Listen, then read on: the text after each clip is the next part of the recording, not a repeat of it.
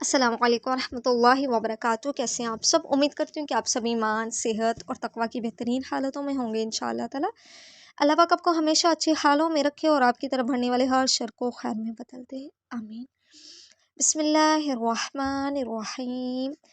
ہم اپنا قصہ وہیں سے کنٹینیو کریں گے، قصہ سیدنا ادریس علیہ السلام۔ اسی طرح سورہ مریم میں اللہ تعالیٰ کا فرمان ہے، اس مقدس کتاب قرآن مجید میں ادریس کا ذکر کیجئے، بلا شبہ وہ نہایت سچے نبی تھے اور ہم نے انہیں اونچی جگہ اٹھا لیا تھا۔ جی کیا مطلب اونچی جگہ اٹھا لیا؟ ہم سمجھے نہیں۔ عابد اور فاروق بول اٹھے۔ اس آیت مبارکہ میں اللہ تعالیٰ نے سیدنا ادریس علیہ السلام کی تعریف بیان کرتے ہوئے انہیں سچا نبی قرار دے دیا، فرمایا اور ہم نے انہیں اونچی جگہ اٹھا لیا۔ آخر یہ کیوں فرمایا؟ عابد نے حیران ہو کر کہا۔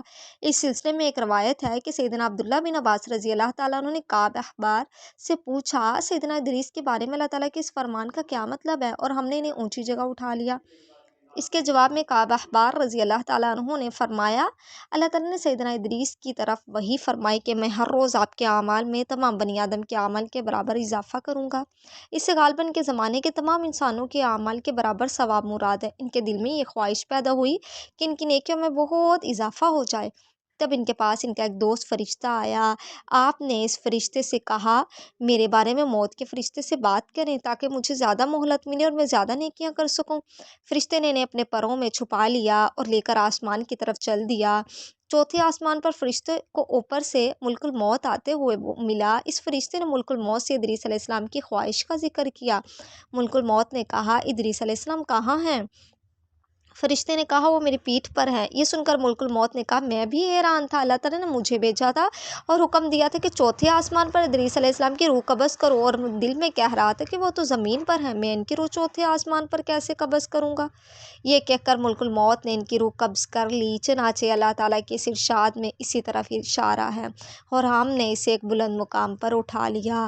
اس بات کی وضاحت میں مصنف نے لکھا ہے کہ اسرائیلی روایت اور نقل و عقل دونوں لحاظ سے ناقابل اعتبار ہے۔ آگے لکھا ہے کہ نبی صلی اللہ علیہ وسلم جب معراج پر گئے تو دوران معراج آپ کی ملاقات چوتھے آسمان پر سیدنا ادریس علیہ السلام سے ہوئی تھی۔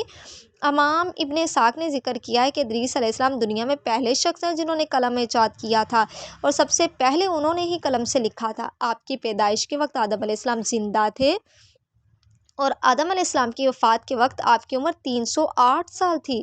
سیدنا ادریس علیہ السلام نے اپنی قوم کو بتایا تھا، میری طرح اس عالم دنیا میں دینی اور دنیاوی اصلاح کے لیے بہت سے انبیاء آئیں گے۔ ان کی نمایاں خصوصیات یہ ہوں گی کہ وہ ہر بری بات سے پاک ہوں گے، انسانی فضائل میں کامل ہوں گے، ان کی دعائیں قبول ہوں گی۔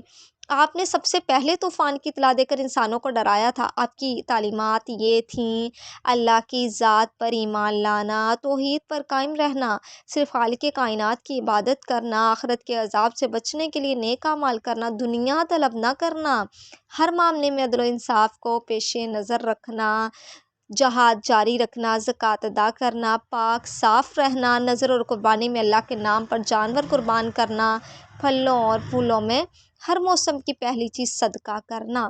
آپ نے اپنی قوم کو یہ نصیحتیں فرمائیں، جہالت کے قریب بھی نہ جاؤ ورنہ علم میں کمال حاصل نہیں کر سکو گے، اللہ کی یاد اور نیک عمل کے لیے اخلاص ضروری ہے، جھوٹی قسمیں نہ کھاؤ، اپنے بڑوں کا ادب کرو، اللہ کی تعریف میں ہر وقت اپنی زبان کو تر رکھو، دوسروں کو عیش و آرام میں دیکھ کر حسد نہ کرو، اللہ تعالیٰ کی نعمتوں کا شکر انسان کی طاقت سے باہر ہے، جو زندگی کی ضروریات زیادہ طلب کرتا ہے وہ کبھی قناعت نہیں کر سکتا۔ اکرم خان صاحب قصہ سنا رہے تھے جبکہ عابد اور فاروق ٹکٹکی باندھے ان کے چہرے کی طرف دیکھ رہے تھے۔